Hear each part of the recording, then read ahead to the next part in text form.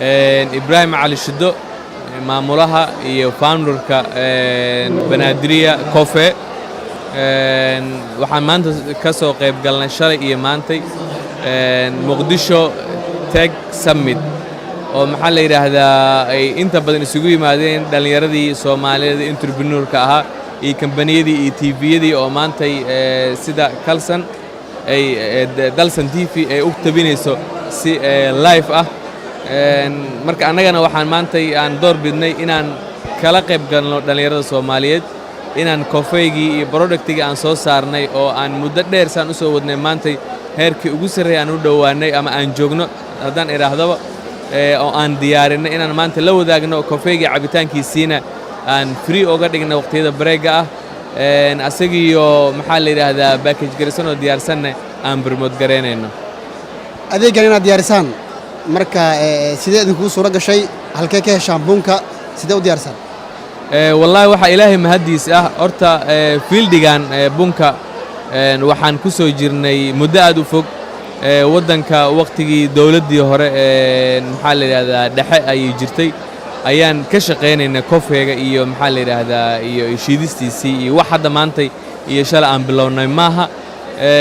coffee-ga haddii aan si kale ayadana u yiraahdo family ahaan waxaan leenahay beeraha oo bunka ka soo baxo oo inta badan caalamka waliba bunka harariga la yiraahdo uu ka soo baxo ayaan annaga aase family ahaan aan leenahayba beerahaas alxamdulilah imise nooc ayaa u diyaarsan marka bunka la eego ilaan Soomaali qaxwada Soomaalida jirta waxaa jira coffee kale oo ay isticmaalaan ama maqaaxida lagu iibiyo noocyada u sameeyaan bismillah coffee-ga annaga waxaan u sameeynaa darajooyin kala leeyahay coffee-ga kaligiis ilaa waxaan ka haynaa 5 qaybood iyo 5 darajo asagoo kala ah asagiyo miro ah iyo asagiyo shiidan intaba waa haynaa waxaa kaloo haynaa qaxwo Soomaaligi oo lagu daray qorfihii heelkii sanjabiilkii lagu daray marna aynan heelka uusan lahayn oo inta kale ku jiro qorfaha iyo sanjabiisha ay ku jirto iyo maxaa la yiraahdaa iyo coffee bean-ki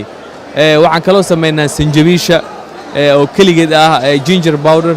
waxaan kaloo sameeynaa tea masala waxa la yiraahdo oo qorfaha iyo sanjabiisha iyo heelka ayadan isku ah insha Allah marka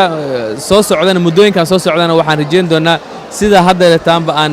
idinkugu soo habeynay idinkugu soo bandhignay idinkugu soo diyaarinay kafeegii iyo qaxwadii iyo gingerkii ama sanjabiishii oo heer international standard ama standardka caalamiga taagan aan kugu soo bandhignay mar dhown inaan maraq digaagii aan ku xijin doono haddii Ilaahay yiraahdo kumanaan qof oo ka qayb galaysa shirkan ayaa coffee-gii si bilaasha ku cabaya idinku maxaad u qaateen go'aankaas in dadkan halkan ku sugan aad bilaash uga dhigtaan annaga waxaan kaga duwanahay dadkii soo galay oo ka soo qayb qaatay meeshan dhalinyaradii hal abuurka wanaagsan lahaa ee ganacsiyada maanta halka lagu soo bandhigay la yimi ayaga waxay la yimaadeen in ay cilmigii ama teknolojiyadii ay aqoonteedii lahaayeen ee halkan ku soo bandhigaan almost wixii wax la arki karo ama servicekiisa markaas lagu qaban karo way laakiin annaga waxaan kaga duwanahay